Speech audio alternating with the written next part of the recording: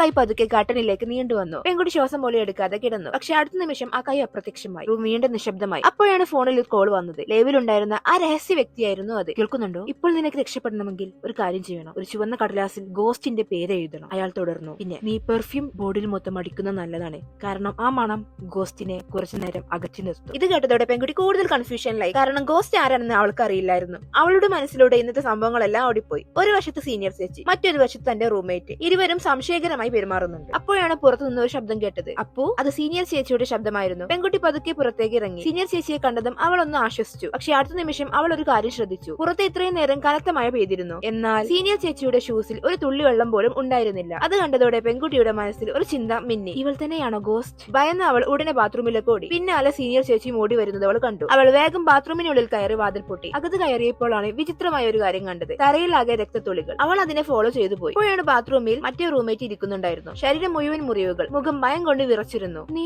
ഇവിടെ എന്താ ചെയ്യുന്നത്? പെൺകുട്ടി ചോദിച്ചു. മറ്റേ റൂംമേറ്റ് വിറയുന്ന ശബ്ദത്തിൽ പറഞ്ഞു, സീനിയർ ആണ് ഗോസ്റ്റ്. അവൾ എന്നെ കൊല്ലാൻ ശ്രമിച്ചു. പെൺകുട്ടി നെട്ടി. പക്ഷെ റൂംമേറ്റ് പറഞ്ഞ അടുത്ത കാര്യം കേട്ടപ്പോൾ അവൾ ഒന്നോട് ഭയന്നുപോയി. 2 മാസം മുമ്പ് ഞാൻ അവളെ കണ്ടിട്ടുണ്ട്. ഒരു വലിയ ബാഗ് വലിച്ചു കൊണ്ടുപോകുന്നത്. ആ ബാഗിൽ നിന്ന് ഒരു മനുഷ്യന്റെ കൈ പുറത്തേക്ക് വീണിരുന്നു. അത് ഞാൻ ആരോടും പറഞ്ഞിട്ടില്ല. കാരണം അടുത്ത ഞാനാ ഒന്ന് പേടിച്ചിട്ടായിരുന്നു. ഇത് കേട്ടതോടെ പെൺകുട്ടിയുടെ ശരീരം തണുത്തുപോയി. അതേസമയം ബാത്റൂം വാതിലിൽ ശക്തമായി ആരോ അടിക്കാൻ തുടങ്ങി. പുറത്തുനിന്ന് സീനിയർ ചേച്ചിയുടെ ശബ്ദം കേട്ടു. അപ്പോ വാതിൽ തുറക്ക്. ഇത് കേട്ട് അകത്തുണ്ടായിരുന്ന 2 പെൺകുട്ടികളും അനങ്ങാതെ നിന്നു.